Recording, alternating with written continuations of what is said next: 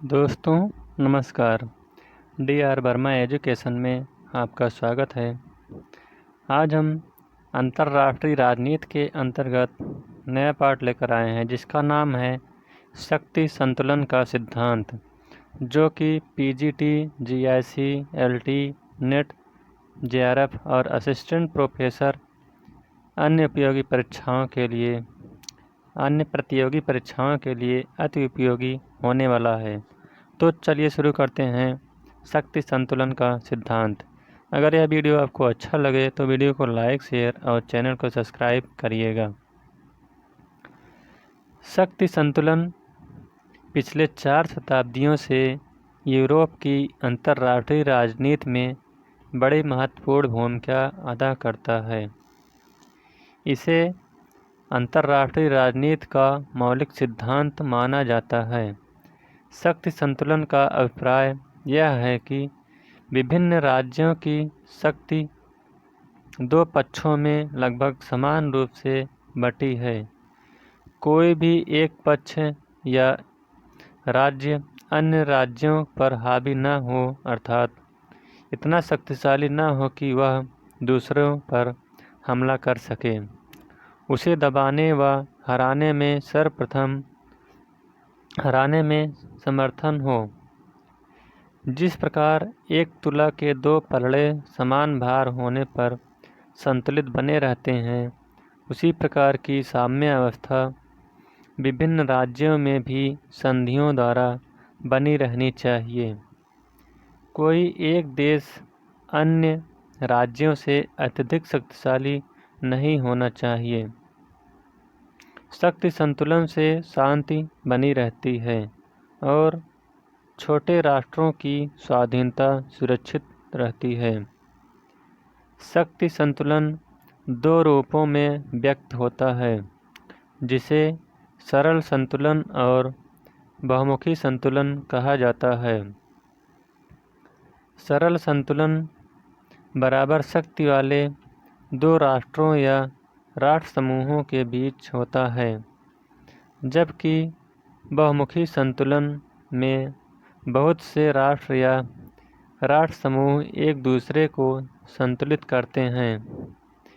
फिर संतुलनों के भीतर संतुलन होता है, जिसमें गुटों के भीतर के छोटे छोटे विवाद को एक प्रमुख गुट के सदस्य राज्य दूसरे प्रमुख गुटों के सदस्य राज्य संतुलित कर देते हैं। शक्ति संतुलन की धारणा अत्यधिक अस्पष्ट है। एनक्लाड कहते हैं कि इस धारणा के 1000 अर्थ निकलते हैं। एनाक्लाड जूनियर ने लिखा है कि शक्ति संतुलन की कठिनाई यह नहीं है कि इसका अर्थ नहीं होता, परंतु यह है कि इसके बहुत से अर्थ मार्टिन राइट ने लिखा है। बहुत से अर्थ हैं। मार्टिन राइट ने लिखा है कि शक्ति संतुलन की धारणा कुख्यात रूप में उलझनों से भरपूर है। शक्ति संतुलन की विशेषताएं। नंबर 1, संतुलन। शक्ति संतुलन का अर्थ है संतुलन जो बदलते राजनीतिक ढांचे तथा शक्ति संबंधों में गतिशीलता के कारण निरंतर तथा सदैव परिवर्तनशील होता है। यद्यपि इसका अर्थ संतुलन है, परंतु इसमें अंतर्राष्ट्रीय असंतुलन निहित होता है। नंबर 2, अस्थायी और अस्थिर। वास्तव में संतुलन की व्यवस्थाएं अस्थायी और अस्थिर होता है। कोई भी विशेष शक्ति संतुलन केवल कुछ ही समय तक रहता है। नंबर 3, शक्ति संतुलन सक्रिय मानवीय प्रयत्नों के द्वारा ही प्राप्त होता है। नंबर 4, यथापूर्व स्थिति का समर्थन। शक्ति संतुलन प्रायः यथापूर्व स्थिति के अनुकूल होता है तथा प्रभावशाली बनने के लिए शक्ति संतुलन की नीति परिवर्तनीय तथा अपरिवर्तनीय होना चाहिए। नंबर 5, शक्ति संतुलन की कसौटी युद्ध होता है। वास्तविक शक्ति संतुलन शायद ही कभी विद्यमान होता है। संतुलन की वास्तविक कसौटी युद्ध होता है, और जब युद्ध शुरू हो जाता है तो संतुलन समाप्त हो जाता है। नंबर 6, शक्ति संतुलन के प्रति व्यक्तिनिष्ठ तथा वस्तुनिष्ठ दृष्टिकोण। वस्तुनिष्ठ दृष्टिकोण के अनुसार शक्ति संतुलन ऐसी स्थिति है जिसमें विरोधी राष्ट्र या राष्ट्रों का समूह शक्ति में प्रायः समान होते हैं। ऐसा विचार इतिहासकार रखते हैं। व्यक्तिनिष्ठ दृष्टिकोण के अनुसार शक्ति संतुलन एक ऐसी स्थिति है जिसमें राष्ट्र एक तरफ या दूसरी तरफ अपने हितों को ध्यान में रखकर कार्य करता है। ऐसा विचार राजनीतिज्ञ रखते हैं। नंबर 7, शक्ति संतुलन शांति का उपकरण नहीं हो सकता, क्योंकि जब किसी भी स्थिति में शक्ति संतुलन प्राप्त नहीं होता तो अंतिम रूप से युद्ध का ही सहारा लिया जाता है। नंबर 8, बड़ी शक्तियाँ शक्ति संतुलन की कार्यकारिता होती हैं। नंबर 9, राज्यों की बहुसंख्या एक आवश्यक शर्त है। नंबर 10, शक्ति संतुलन का आधार राष्ट्रहित होता है। शक्ति संतुलन का सुनहरा युग 1815 से लेकर 1914 तक का समय शक्ति संतुलन का सुनहरा युग था।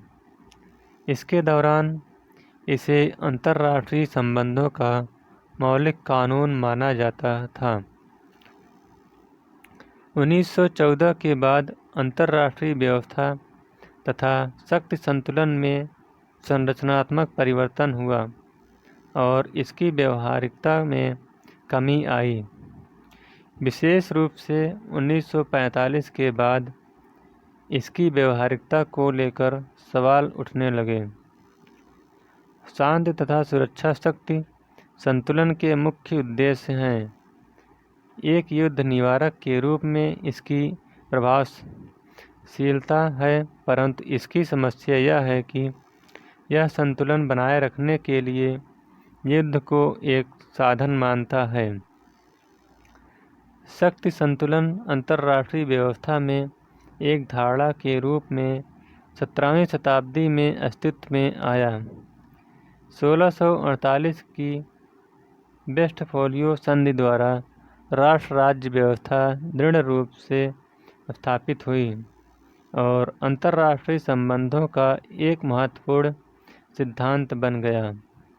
वुल्फे तथा कोलंबस के शब्दों में 1648 की वेस्टफोलियो संधि से 1789 की फ्रांसीसी क्रांति के मध्य के काल को परंपरागत शक्ति संतुलन का सुनहरा युग माना गया।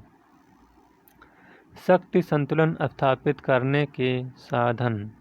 नंबर 1, क्षतिपूर्ति।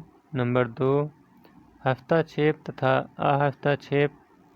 नंबर 3, मध्यवर्ती राज्य। नंबर 4, शस्त्रीकरण तथा निशस्त्रीकरण। नंबर 5, विभाजन तथा शासन। नंबर 6, मैत्री संधियाँ। नंबर 7, गठबंधन। शक्ति संतुलन से लाभ, यानी शक्ति संतुलन से कौन कौन से लाभ होते हैं। तो नंबर 1, छोटे राज्यों की स्वाधीनता की सुरक्षा। नंबर 2, अंतर्राष्ट्रीय शांति का पोषण। नंबर 3, अंतर्राष्ट्रीय कानून के अस्तित्व को कायम रखना। समकालीन विश्व में शक्ति संतुलन बिल्कुल अप्रचलित हो गया है और आज परमाणु बमों के उदय में शक्ति संतुलन का स्थान आतंक ने ले लिया है। शक्ति संतुलन के ह्रास के कारक निम्नलिखित हैं। नंबर 1, यूरोपीय राजनीति की प्रधानता की समाप्ति। नंबर 2, द्विध्रुवीय विश्व का उदय। नंबर 3, प्रचार मनोवैज्ञानिक तथा राजनीतिज्ञ युद्ध का राष्ट्रीयकरण की नीति में प्रयोग। नंबर 4, उपनिवेशवाद व साम्राज्यवाद का लुप्त होना। नंबर 5, संतुलक का लुप्त होना। नंबर 6, युद्ध की धारणा में परिवर्तन। और नंबर 7, अंतर्राष्ट्रीय संगठनों का उदय। तो इस प्रकार से शक्ति संतुलन का सिद्धांत का यह पाठ समाप्त होता हुआ। अगर यह वीडियो आपको अच्छा लगे तो वीडियो को लाइक, शेयर और चैनल को सब्सक्राइब करिएगा। Thank you.